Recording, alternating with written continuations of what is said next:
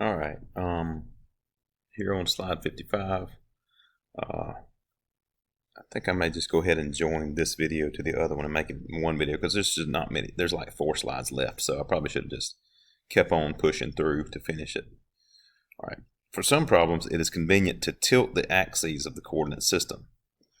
So you don't have to have your axes like this. You know, you can actually, and I accidentally tilted them because I'm not a very good drawer, but you can tilt your axes like that, where that's the x-axis and that's the y-axis. When might we want to do that? If we have like an incline going on, where we're not going straight across, but we're going up a hill, then you might want to make this the positive x-axis and make the positive y-axis, or make the y-axis just be perpendicular to that. If the incline was this way, you could make this the positive x-axis and this the positive y-axis. Or you could even make this the positive x-axis, this the positive y-axis. Heck, you could even make the y-axis, the positive direction be that way for the y-axis. It truly is arbitrary. The only thing that's not arbitrary is once you establish your coordinate axes, then you just have to be consistent with those coordinate axes throughout the rest of the problem. If you're consistent with it and you can communicate the answer that the book or the program wants, then you're good. All right, so notice they make their coordinate axes this way so that your x component is going to be that, your y component is going to be that, your resultant vector is that. And if you just kind of tilt your head a little, then you can make it actually appear horizontal, just normal horizontal and normal vertical, like you're used to. The axes are still perpendicular to each other, but there is no requirement that the x-axis has to be horizontal. Tilted axes are useful if you need to determine component vectors parallel to and perpendicular to an arbitrary line or surface. All right, this is a pretty cool problem. The deltoid, muscle and bone. Some of you guys are medically inclined, so this will interest you, I would think. So hopefully you can kind of see this. You have a bone going this way.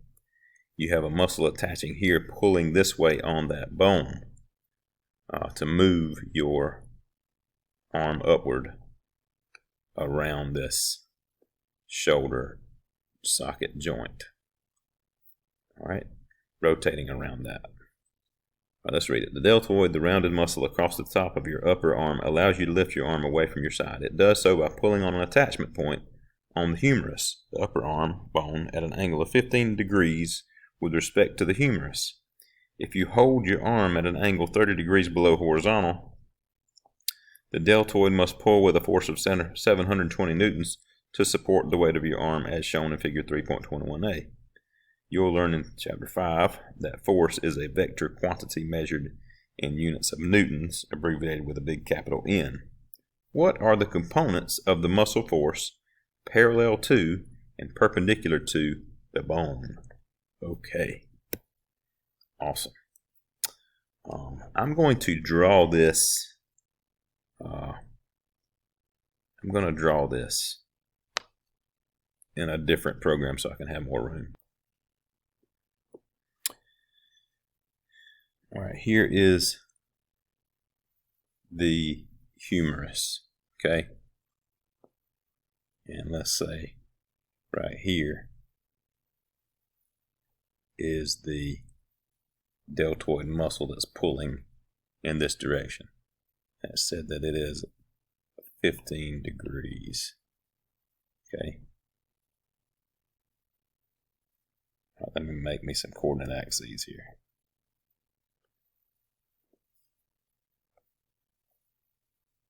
So this is my x-axis. This is my y-axis. All right.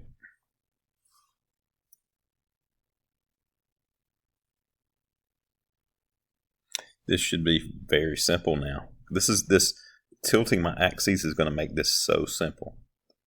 All right, so now I have, like, this is my horizontal component. Look at all my colors getting used. This is my vertical component. And what it's asking me those components because it's asking me to find the components of this force vector, the component that is parallel to, that's this one, the component that is parallel to the humerus bone, and the component that is perpendicular to the humerus bone. So my green is the one that's is the part of the force that's running parallel to that humerus bone, and the red component there is the component of the force that is pulling perpendicular to that humerus bone. Okay, and so all I have to do, and my angle, since I'm in the first quadrant, my angle can already be in standard form as it is. So all I got to do is say, what was it? Didn't it say 720 newtons? Let me look back. 720 newtons. This is 720 newtons. So all I got to do to break it down into those components is say 720 cosine 15 and 720 sine 15. This is, by the way, this is my force that is parallel to that, and this is my force that is perpendicular to that bone. Right, that's the green one. This is the red one.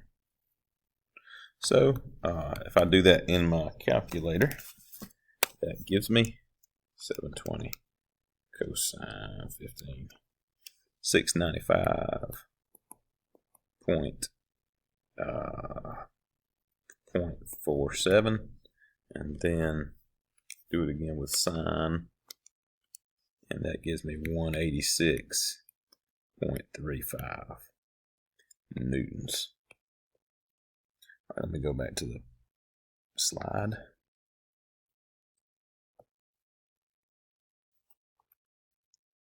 And notice it gives us that exact answer. All right. Quick check 3.7. The angle phi that specifies the direction of vector C is what? Well, the fact that it puts phi at an angle with the y-axis instead of with the x-axis makes it kind of weird. Normally, we say we arctangentize it by saying it's the arctan of the vertical component, that's the y component, divided by the horizontal component. But that's always when it's with the reference angle is with the x-axis. But when it's with the y-axis, you actually have to reverse that, right? Now the horizontal component is the opposite, and the vertical component is the adjacent. I really don't like doing it that way, but since the quick check is asking me it that kind of way, I kind of have to answer the quick check. So it's the arctan then of the horizontal piece over the vertical piece. So which answer is that?